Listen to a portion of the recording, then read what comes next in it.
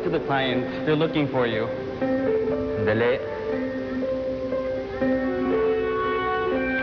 Please naman, day effect lang tayo. We need your decision, man.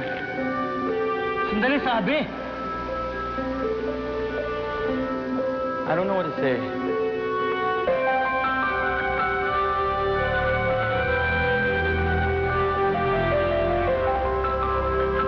Saan siya?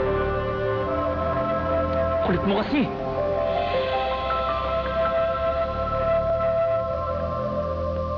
Sigurado ka bang umuwi sa bayan nila si Isabel? Bakit naman hindi man lang sa akin nagpaalam? Nagmamadali po kasi siya. Iyak po siya ng iyak. Ha? Eh bakit siya umiiyak? Ano ba nangyari? Mark, ano ba nangyari sa opisina niyo? Ano namang skandalo tong dinala mo sa kumpanya, Fredo? It's over and done with. Over and done with.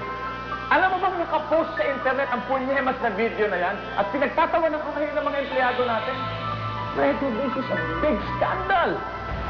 Nay, kasi si Isabel, in love siya dun sa presidente ng kumpanya namin. Kaso may nangyari ring iskandalo eh. Nakuhaan siya ng video na hinahalikan niya yung boss namin. Ano? Si Betty ang may kagagawa niyan. Siya naglagay ng video camera sa kwarto ko para makunan ako. And you got caught. You got caught kissing this girl. Fredo, hindi ka ba nahiya kay Betty? Hindi ka ba nahiya sa akin, sa mga empleyado natin? Embarrassment, Fredo.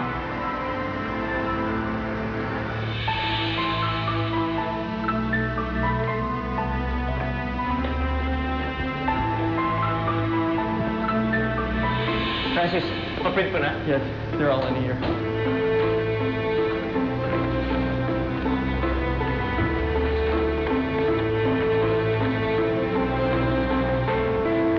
Tingin nga kung maganda. Wow. Wow. Napakaganda niya. Look at her hair. I just love the way her hair frames her face.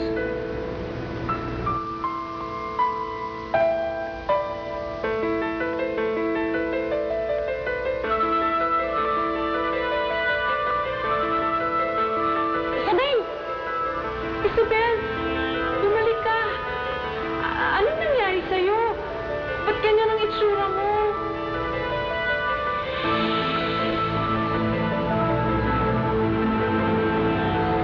Patawarin niyo po ako.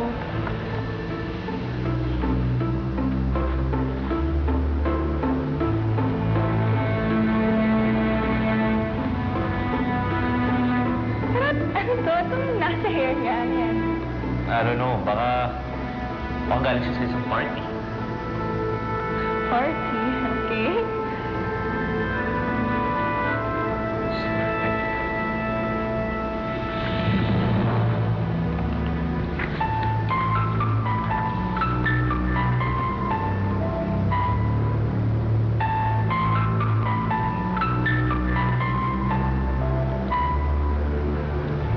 She's perfect.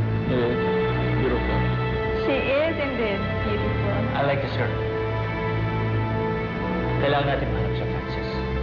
I'll try.